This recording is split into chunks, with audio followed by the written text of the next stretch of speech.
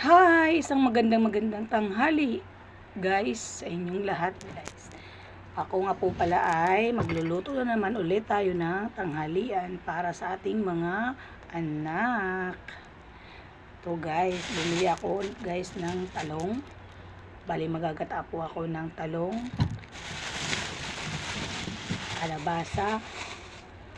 Ayan, nabili ko sa taas guys. Ang mahal ng kilo ng kalabasa guys, 100.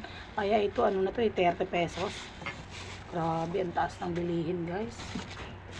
Wow. Tapos ito, nabili ko ng sitaw. Nabili ko siya ng 35 pesos guys. Then, gataan natin to sama-sama. Sama-sama siya lahat guys. Tapos, ito ang gagamitin kong gata. Kukumaba. Ready to, ano na siya. Hindi mo na kailangan magpiga guys.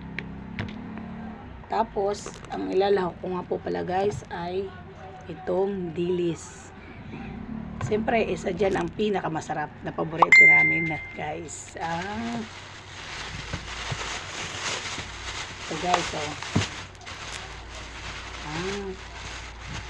pusit. Ayan. Lalawak natin sa gata. Ano lang to, ilang piraso lang to guys.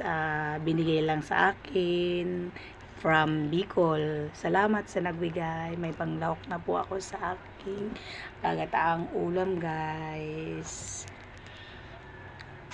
Ayan, hiwa-hiwain na natin guys. At mamaya ay papakita ko din sa inyo ang aking pagluluto guys. At ito na guys, tayo magluluto na. Ayun na yung gulay guys, kinugasan ko na yan guys. Tapos ito yung dilis, tsaka ito yung pusit guys. Sinugasan ko na rin siya guys. Tapos ito ay piprituhin ko guys. Buko din to guys. Ayan. Start na natin ang ating pagluluto guys. At ayan, nagpainit na ako ng kawali.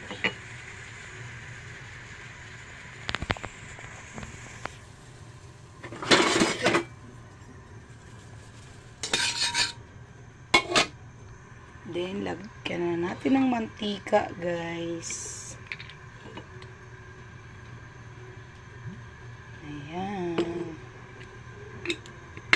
Mahirap guys ang walang taga-video guys.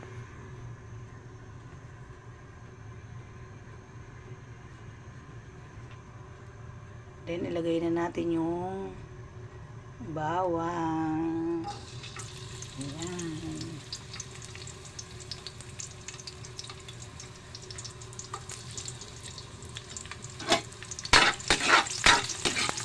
Hintayin natin mag-kulay brown guys.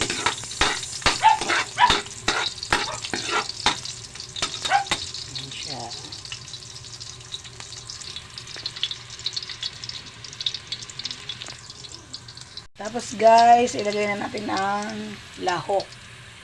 Igisa na muna natin.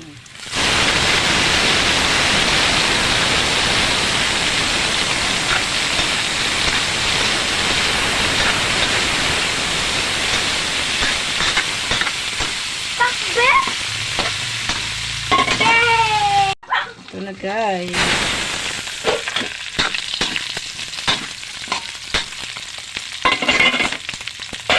Ilagay na natin yung gulay lahat.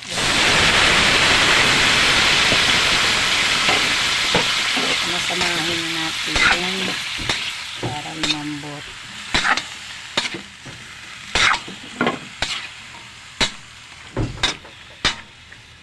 Then, takpan muna natin guys. 5 minutes bago natin buksan ulit. Ayan. At ito na siya guys. Hindi ko na po napakita sa inyo kung paano maglagay ng gata o paano inilagay ko guys. Ito na po siya. At matikman na natin.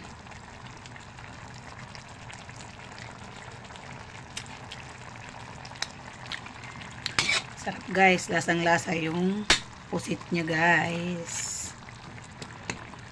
Ayan, kunting oras na lang at luto na yan guys. Hanggang dito na lang guys ang aking video.